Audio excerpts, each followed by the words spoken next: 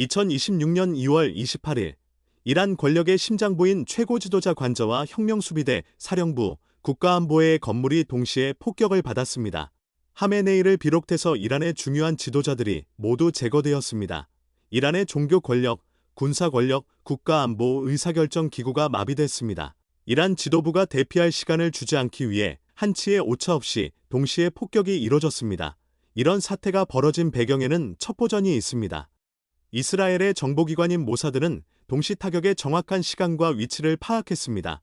모사드는 이란의 지도부가 같은 시간에 최고 지도자 관저와 혁명수비대 사령부, 국가안보회의 건물에서 각각 회의를 열고 있음을 확인했습니다. 이런 극비 정보를 취득할 수 있었던 것은 딥슬리퍼 덕분이었습니다. 정보 공작의 세계에는 다양한 유형의 스파이가 존재합니다. 단기 임무를 위해 파견되는 공작원과 외교관 신분으로 위장한 공작원이 있습니다. 돈을 받고 정보를 파는 내부 제보자도 있습니다. 딥슬리퍼는 장기적이고 전략적인 유형에 속합니다. 고급 정보 수집을 위해 장기간 잠복시켜 놓은 스파이입니다. 이들은 포섭된 후에 즉시 임무를 수행하지는 않습니다. 수년간 아무런 활동도 하지 않고 일상을 유지하며 사회적 지위를 높여갑니다. 그러다가 결정적인 순간에 극비 정보를 빼돌려서 전달합니다. 가장 큰 강점은 발각될 확률이 낮다는 점입니다. 활동하지 않기 때문에 추적할 단서를 남기지 않기 때문입니다. 모사드는 이란 내부의 딥슬리퍼 네트워크를 수십 년에 걸쳐 구축해 놓았습니다. 딥슬리퍼는 이란 권력의 핵심부에 잠복하고 있습니다. 그래서 최고 지도부의 동선과 같은 극비 정보를 빼돌릴 수 있었습니다. 모사드가 이란 내 딥슬리퍼를 육성하기 시작한 시점은 1979년 이란 이슬람 혁명 이후로 거슬러 올라갑니다. 현재의 정교한 네트워크는 지난 20여 년에 걸쳐 체계적으로 다듬어진 것으로 알려져 있습니다. 특히 2003년 이후 이란의 핵 개발이 국제사회의 현안으로 부상하면서 모사드는 이란 내부 침투에 박차를 가했습니다. 포섭 대상은 이란 군부, 혁명수비대 핵 관련 연구소 종사자, 정부 관료, 심지어 최고 지도자 하메네이의 측근까지 있는 것으로 전해집니다. 포섭의 방법은 다양합니다. 첫째, 금전적 유혹입니다. 거액의 현금 또는 해외 계좌를 통한 보상을 제시하는 방식이 활용됩니다. 둘째, 대상자의 약점을 활용하는 것입니다. 부패 불륜, 종교적 일탈, 불법 금융거래 등 개인적 약점을 파악해 두었다가 이를 폭로하겠다는 협박으로 포섭을 강제하는 방식입니다. 그 중에는 허니 트랩도 포함됩니다. 예쁜 여자를 접근시켜 기밀 정보를 빼내는 것입니다. 셋째, 가족을 통한 압박입니다. 이미 해외에 정착한 가족 구성원을 포섭한 뒤에 이란 내 목표 인물에게 협력을 종용하는 방식이 자주 사용됩니다. 넷째, 이념적 설득입니다. 이란의 신정체제에 불만을 가진 사람을 대상으로 이란의 체제 변화라는 명분을 내세워 협력을 이끌어냅니다. 포섭한 후에는 철저한 보안 속에서 정기적으로 연락을 유지하며 관계를 이어갑니다. 딥슬리퍼의 구체적인 사례들을 살펴보겠습니다. 모셈 파흐리자데는 이란이 진행한 핵무기 개발 계획을 주도한 최고위급 과학자였습니다. 이란 핵개발의 아버지로 불렸습니다. 2020년 11월, 파흐리자데는 아내와 함께 승용차를 타고 있었습니다. 무장 경호원이 탄 차량 2대가 앞뒤에서 호위하고 있었습니다. 파흐리자데의 차가 교차로에 속도를 늦추며 진입하는 순간 근처 트럭에 설치된 원격 조종 기관총이 작동했습니다. 총격을 받은 파흐리자데는 병원으로 이송되었지만 사망했습니다. 이 암살 작전은 현장에 어떠한 요원도 없는 상태에서 원격 조종만으로 3분 만에 완료되었습니다. 파흐리자데의 이동 경로와 경호 패턴, 그날의 일정을 사전에 정확히 파악한 내부 정보원이 있었기 때문입니다. 원격 조종 기관총을 탑재한 트럭이 교차로에 미리 배치되었습니다. 테러 직후의 증거인멸을 위해 해당 차량이 즉시 자폭 처리되었습니다. 이러한 사실은 작전의 배후에 오랜 시간 준비된 내부 협력자가 존재했음을 뜻합니다. 딥슬리퍼의 존재를 가장 극적으로 증명한 사건은 이란에 의해 이뤄졌던 스파이에 대한 처형입니다. 알리레자 아크바리 전 국방부 차관은 2015년 서방과의 핵협상에서 핵심 역할을 한 것으로 알려진 고위급 인사였습니다. 아크바리는 영국 정보기관 MI6와 내통해 국가 안보를 위태롭게 했다는 혐의로 2019년에 체포되었습니다. 유죄 판결을 받고 2023년 사형에 처해졌습니다. 그가 15년에 걸쳐 MI6에 전달한 기밀 중에는 이란이 극비로 건설한 포르도 지하 핵시설의 위치가 포함되어 있었습니다. 포르도 핵시설은 이스라엘의 공격에 대처하기 위해 산악 지형의 지하 80 내지 90m에 건설된 우라늄 농축 시설입니다.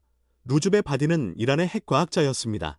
바디는 간첩 혐의로 유죄 판결을 받고 2025년 사형에 처해졌습니다. 바디는 핵시설에서 높은 수준의 접근 권한을 가지고 근무했습니다. 그 접근 권한 때문에 포섭 대상이 되었습니다. 바디는 오스트리아 빈으로 건너가 모사드 요원들과 비밀 회동을 가졌습니다. 가셈 솔레이마니는 혁명수비대 쿠드스군 사령관이었습니다. 쿠드스군은 중동 전역의 친일한 무장 세력에 대한 지원과 비밀 공작을 총괄하는 대외 특수작전 부대입니다.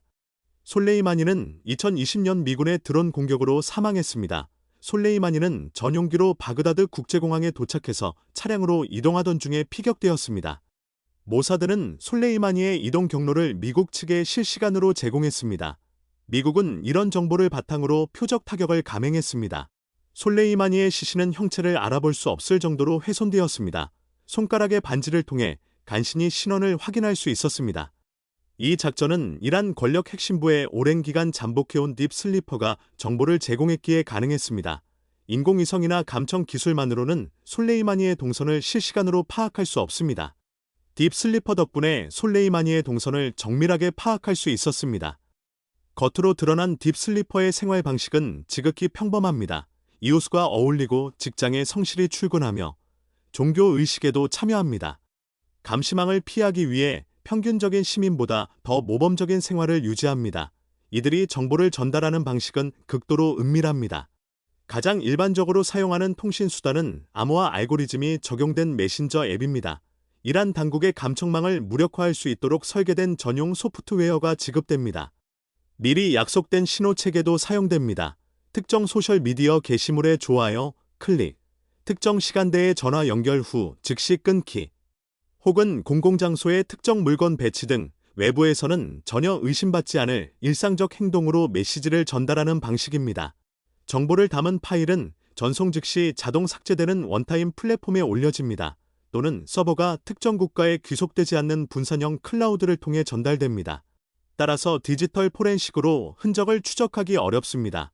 이런 정보 전달 방식들이 상황에 따라 수시로 교체되는 다층적 보안 구조로 설계되어 있습니다.